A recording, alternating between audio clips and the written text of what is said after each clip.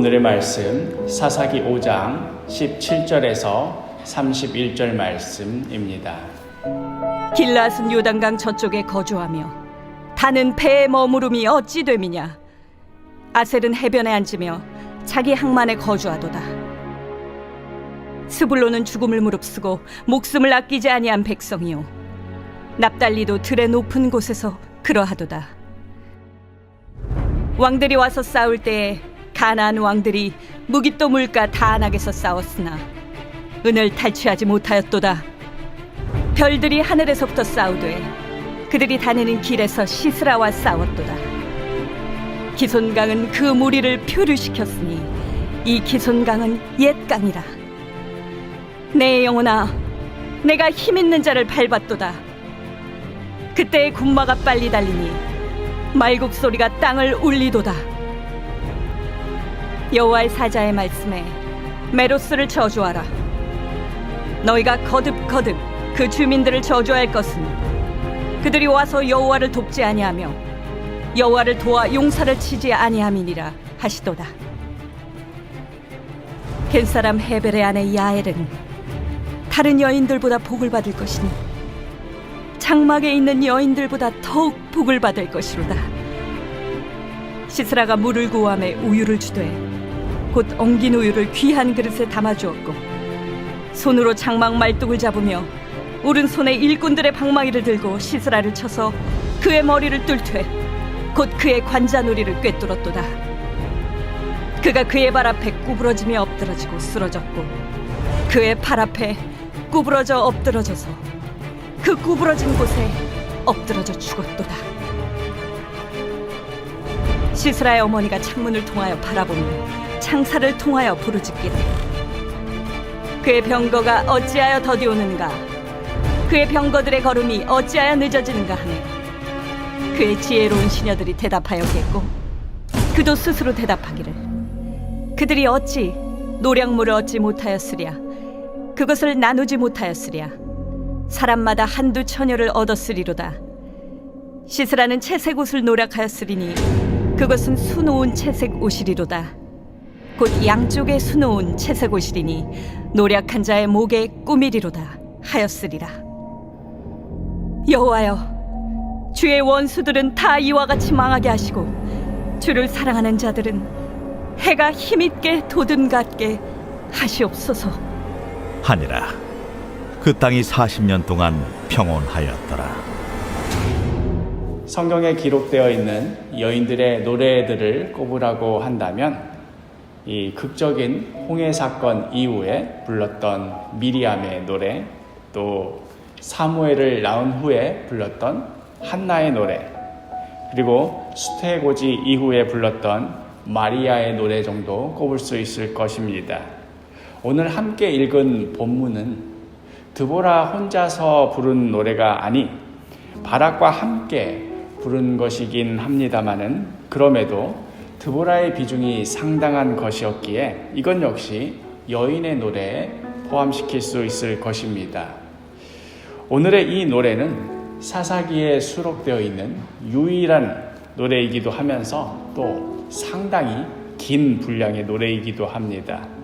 어제 새벽에도 말씀드렸듯이 이스라엘이 얻은 승리가 워낙 극적인 것이었기에 그냥 우리가 이겼다 하고 한마디 정도로 끝을 낼 수가 없었던 것이지요. 그래서 그때 당시의 일들을 이런 각도에서 살펴보고 또 저런 각도에서 살펴보면서 감격하면서 마치 결승골 장면을 여러 대의 카메라를 통해 다양하게 보여주듯이 당시의 그 심정과 상황을 다층적으로 보여주고 있습니다.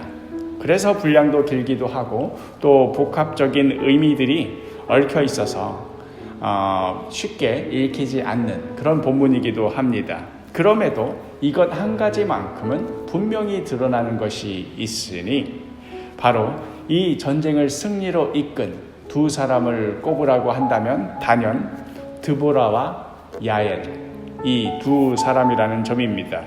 사사기 5장 12절을 보면 깰지어다 깰지어다 드보라여 깰지어다 깰지어다 너는 노래할지어다 하면서 이 노래를 부를 자격이 있는 자로 단연 드보라를 꼽습니다. 그리고 오늘 함께 읽은 본문 중에 24절에 겐사람 헤벨의 아내 야엘은 다른 여인들보다 복을 받을 것이니 장막에 있는 여인들보다 더욱 복을 받을 것이로다 하면서 야엘이 얼마나 위대한 일을 행하였는지 칭송합니다. 생각해 보십시오. 무려 20년 동안 억울하고 비참한 세월을 보내어야 했습니다. 한 해 동안 열심히 농사 지은 것들을 다 빼앗겨도 반항 한번 해볼 수 없었고, 귀한 아들을 키워 놓았는데 끌고 가서 노예로 부려먹어도 하소연할 수 없었습니다. 어여쁜 딸 애지중지 키워 나왔는데 시커먼 놈들이 와서 놀이객감으로 부려먹어도 넋놓고 바라만 봐야 했습니다. 가슴속에서는 분노와 복수심으로 가득하였지만 현실 세계에서는 어찌할 도리가 전혀 없었습니다. 무슨 수로 몽둥이나 돌멩이로 병거를 이기겠습니까? 그런 병거가 한두 대도 아니고 900대나 되는데 어떻게 싸워볼 마음이나 나겠습니까? 꿈속에서야 내 아들을 끌고 간 놈, 내 딸들을 유린한 놈들 갈기갈기 뜯어먹어도 시원찮을 정도로 이가 뿌득뿌득 갈렸겠지만, 그리하여 할 수만 있다면 100번 1000번이라도 그렇게 했겠지만 그들이 할 수 있는 것이라고는 그저 여호와 하나님께 부르짖는 것뿐이었습니다. 과연 얼마나 대단한 영웅이 나와주어야 저 야빈 왕을 꺾을 수나 있을까? 얼마나 초인적으로 강력하고 역사에 다시 없을 위대한 인물이 나와주어야 저 시스라를 간신히 꺾을 수나 있을까 말까? 그런데 오늘의 노래가 보여주는 방점은 어디에 있습니까? 야빈 왕보다도 100배 위대한 인물이 나와 주어야 하고 시스라보다도 1000배 강력한 영웅이 나와 주어야만 이 고통과 절망 속에서 빠져나올 수 있을 줄만 알았는데 이걸 누가 해결해버리고 말았습니까? 두 여인, 두 안악이 해결했습니다. 상수리 나무 아래서 재판을 하던 드보라와 남편의 장막에서 살림이나 하던 아녀자 야엘이 이 일을 해내었습니다. 다른 말로 하자면 하나님께서 들어서 사용하시기만 한다면 동네 안악 2명 정도로도 능히 야빈 왕과 시스라 장군을 무너뜨릴 수 있었다 하는 이 말입니다. 그러니 하나님께서 행하신 이 놀라운 기적 같은 이 일을 도대체 뭐라고 표현하면 좋겠습니까? 그리하여 이 긴 노래는 다음과 같이 끝을 맺습니다. 마지막 31절에 여호와여 주의 원수들은 다 이와 같이 망하게 하시고 주를 사랑하는 자들은 해가 힘있게 도둠같게 하시옵소서. 결국 망하게 하시는 이도 여호와 하나님이시요 해가 힘있게 도둠같게 하시는 이도 여호와 하나님이십니다. 주의 백성들에게 남은 일이 있다면 오직 여호와 하나님을 사랑하는 것뿐이요 그 이름을 높이 부르며 찬양하는 것뿐입니다. 오늘 하루 오늘의 이 말씀이 우리 자신의 찬양이 되기를 소망합니다.